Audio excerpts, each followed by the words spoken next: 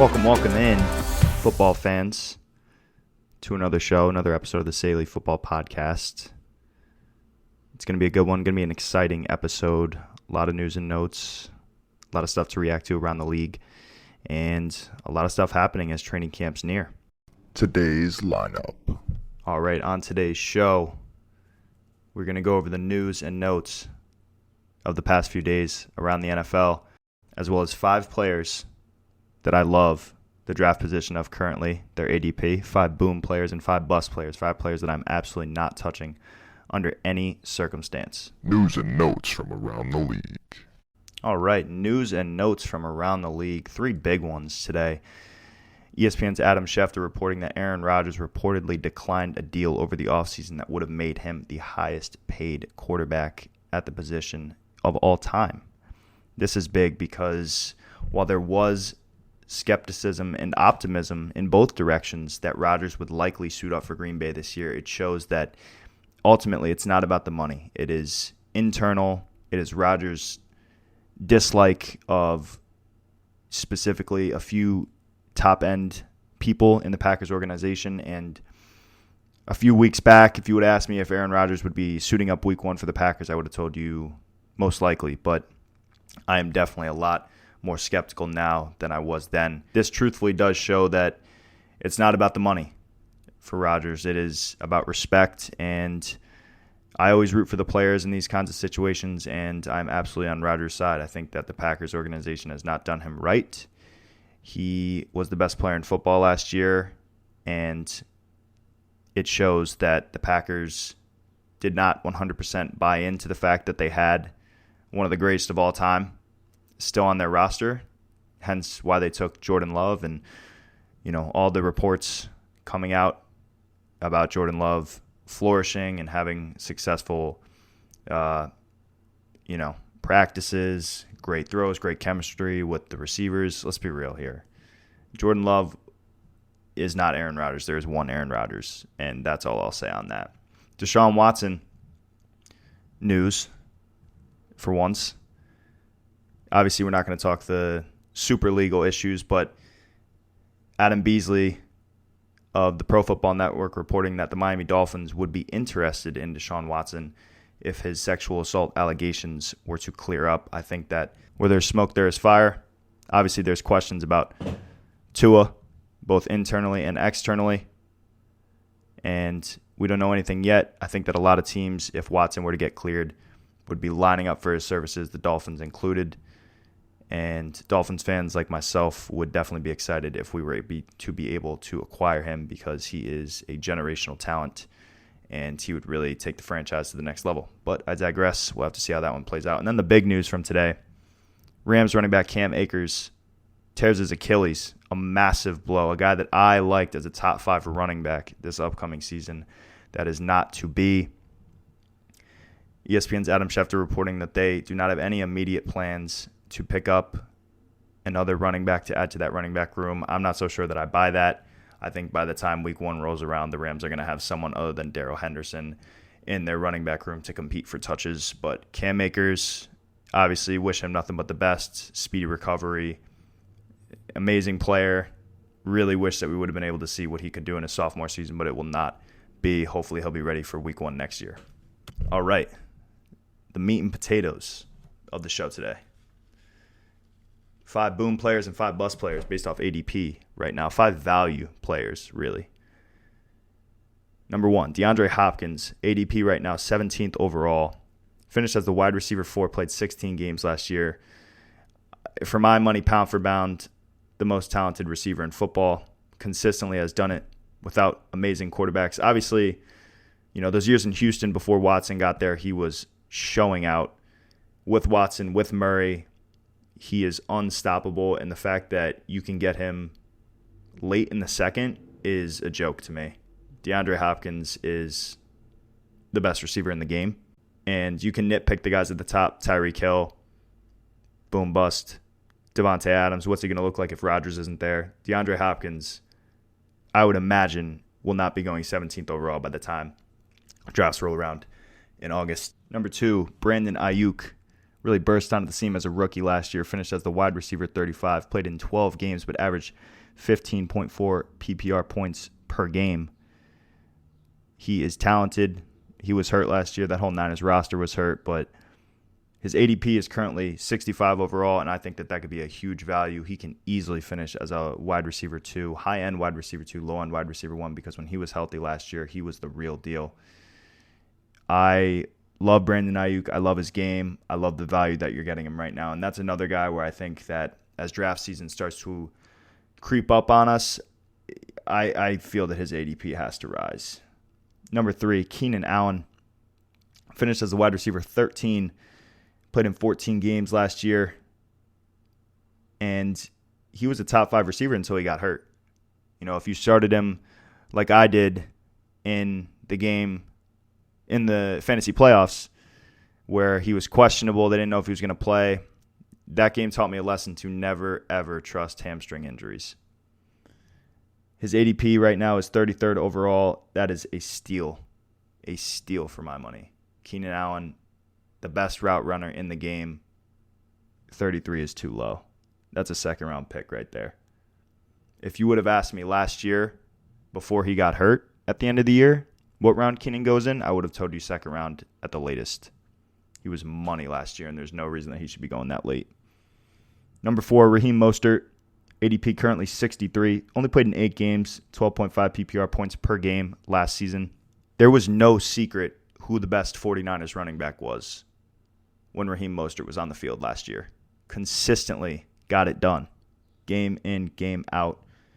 Another guy who was hampered by injury late in the season. A lot of guys were. We have never seen the injuries like we saw last year due to the pandemic, but I love any running back running behind the Niners offensive line. I love talented running backs running behind the Niners offensive line. He showed out in the playoffs a few years back. I think that we can throw away the 49ers season last year because they were hurt everywhere. I expect them to be back in the playoffs at the very least, and Raheem Mostert, when healthy, can tote the rock like few can. And number 5, Brandon Cooks, finished as the wide receiver 17 last year. Played in 15 games. His ADP is 96, currently going in the 10th round. Brandon Cooks is one of the most talented receivers in the NFL. He's small. He plays his own game. He's different from a lot of receivers, but if you can get the wide receiver 17 from a year ago in the 10th round, I know that Deshaun Watson's not there, but sometimes talent, especially in receivers positions, can win out in situations like that. I don't care who the quarterback is. Brandon Cooks should not be going 96th overall. There are rookie receivers and rookie running backs that have no business going in front of Brandon Cooks, that are going in front of Brandon Cooks. Take Brandon Cooks all day long, 96th overall. And that's it. That's 5 value players, 5 boom players that I really like this upcoming season. Now we're going to go with 5 bust players at their current ADP. Starting it off, number 1, probably the most debated player in all of fantasy football this upcoming season, Jonathan Taylor. His ADP is currently 6th overall. He was 3rd in the league in rushing last year. Was the RB6 last year and really came on towards the end. He played in 15 games, averaged 16.9 PPR points. But I feel that the one thing that's being overlooked with Jonathan Taylor is the presence of Marlon Mack. Marlon Mack is not a super elite player, but he's a good player. Jonathan Taylor was really worked in college, and the Colts know that.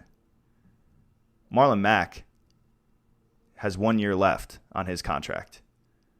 Do you think that the Colts would rather run Jonathan Taylor into the ground, run Marlon Mack into the ground, or split carries?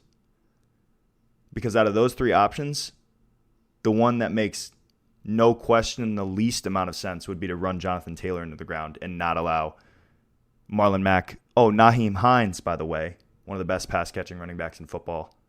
And Jordan Wilkins, a guy who's flashed a little bit, nothing special. Really more concerned about the other 2 guys. I am not touching Jonathan Taylor at 6. No way. Maybe early second round. That is the highest I would go. But Marlon Mack's return scares the living daylights out of me. Number 2, Austin Eckler. ADP, 15th overall. Finished as the RB26, was obviously hurt last year. Only played in 10 games. Averaged 16.5 PPR points per game. This one, for me, is really more about Eckler's frame. Because I know that talent-wise, he is a good player when he's healthy, especially in PPR formats. He can catch balls as good as anyone in the league, as good as any running back in the league at least. Justin Herbert loves him. When he was on the field last year, he was good.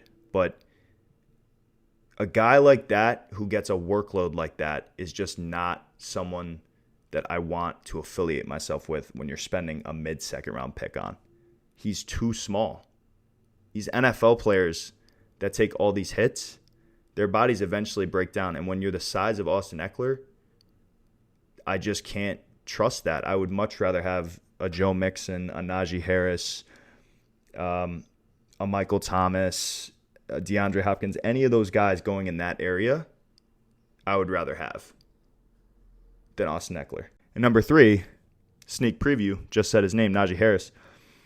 Currently going 16th overall. Obviously no stats from last year because he's a rookie, but Big Ben's injury and the Steelers' offensive line concerns are concerning to me. Now, I love Najee Harris, the talent, and if he was going in the 4th round, I'd be all over it. But the fact that he's going in the middle of the 2nd round, you are basically buying Najee Harris at his ceiling because he's not going to finish as the RB1 or probably not even a top 5 running back. You are literally buying Najee Harris as if he is for sure locked and loaded, going to be the real deal. I think the workload is there for sure. But what if Big Ben doesn't heal right? What if that Steelers offensive line is as bad as it was a year ago? I know that there's running backs that can be rookies, James Robinson, right? That are on bad teams that can be good. I don't know what the Steelers are going to look like, but I think that there's just too many questions around Najee Harris's situation to warrant a middle of the 2nd round pick. I just cannot do that. Number 4, Clyde Edwards-Helaire, running back, Kansas City Chiefs, finished as the RB22 last year. Played in 13 games, only averaged 13.5 PPR points per game. His ADP is currently 27. Are you kidding me? Anyone who owned Clyde Edwards-Helaire last year was frustrated to say the very least. I didn't, thankfully. But my league mates who had him, he was always just an RB2. This isn't the days of Jamal Charles and prime Shady McCoy where Andy Reid's guys get all these carries. And Clyde Edwards-Helaire is not as talented as the 2 guys that I just named anyways. And now we're going to take him in the late 3rd round? No. Absolutely not. I won't be. Someone in your draft will, but I won't be. And number 5, Chase Claypool, ADP 67. Finished as the wide receiver 23 and played in 16 games. The only problem that I really have with Chase Claypool is the fact that Juju Smith-Schuster and Deontay Johnson are still present and on the roster. Chase Claypool did not start more than 5 games last year. He was not really on the field more than half the time, most games either. And I think that the touchdown numbers, fantasy-wise, definitely helped him. But I'm not willing to buy into Chase Claypool at that ADP. I think that's a couple rounds too early. Talented for sure. He had that huge, 4-touchdown game in Week 5 last year. Obviously, that was ridiculous. He definitely has talent. He's huge. He just bullies. But Deontay Johnson is the best receiver on that team, and Juju Smith-Schuster is the 2nd best receiver on that team. And Najee Harris is going to tote the rock about 1,700 times this year. So I just don't know if the Steelers aren't an amazing team offensively where Chase Claypool kind of fits in, and I'm not willing to buy him at that draft price. And that's all she wrote, folks. All right, that is going to do it for us on today's show. Hope you guys enjoyed hearing the 5 value and 5 bust players currently going at ADP, at their ADPs, their respective ADPs currently. I definitely expect a lot of these ADPs to change, but I went through and found guys I liked, guys I didn't at the current price points. And that's that, man. Training camp's right around the corner. Cannot wait. Need some NFL football so bad. I appreciate you guys, and we'll talk to you guys in the next one.